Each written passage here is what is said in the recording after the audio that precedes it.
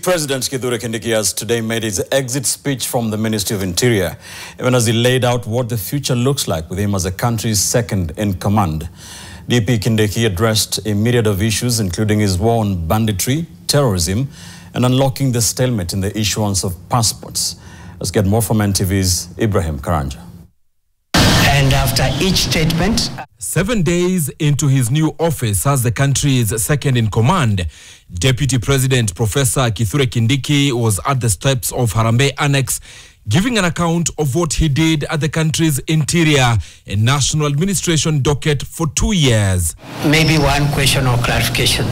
And for close to 30 minutes, he articulated his successes in combating terrorism, especially in counties of Lamu and those in the northeastern Kenya, and silencing the guns of banditry in Kenya's north. I am proud to report that save for a few inevitable losses, Lamu and northeastern Kenya are much safer and calmer today than the situation that prevailed in the last half of 2022.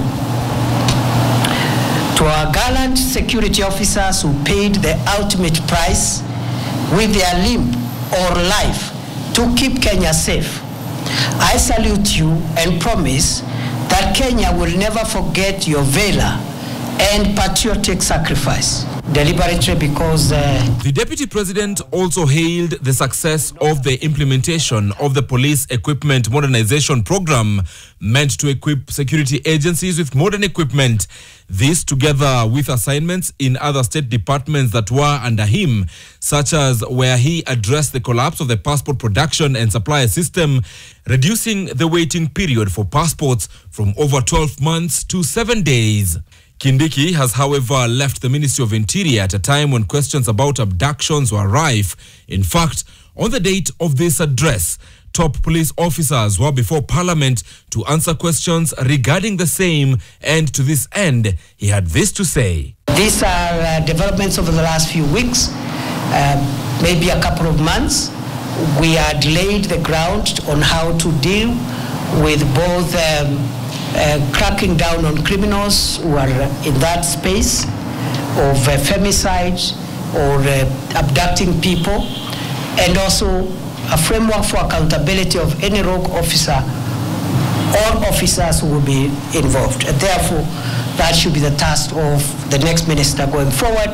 And having gone up higher in rank and crossing Harambee Avenue from Harambee House to make Harambee Annex as his new center of operations, the Deputy President spoke to what the future would look like with him as Deputy President, pledging support for key programs by the Kenya Kwanza administration. I pledge to support and assist President Ruto to canvass, defend, and accelerate national unity, but also to canvass, defend, and accelerate the implementation of the bottom-up economic transformation agenda on which his administration was elected 2 years ago.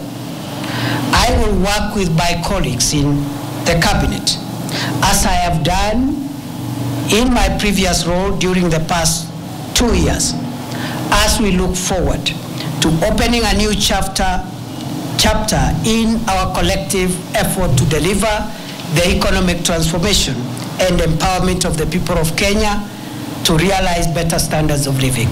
Taking office at almost the half mark for the President William Ruto administration, Kindiki acknowledged the need to jump right into serving, promising a more engaging and transparent office. Ibrahim Karanja, NTV.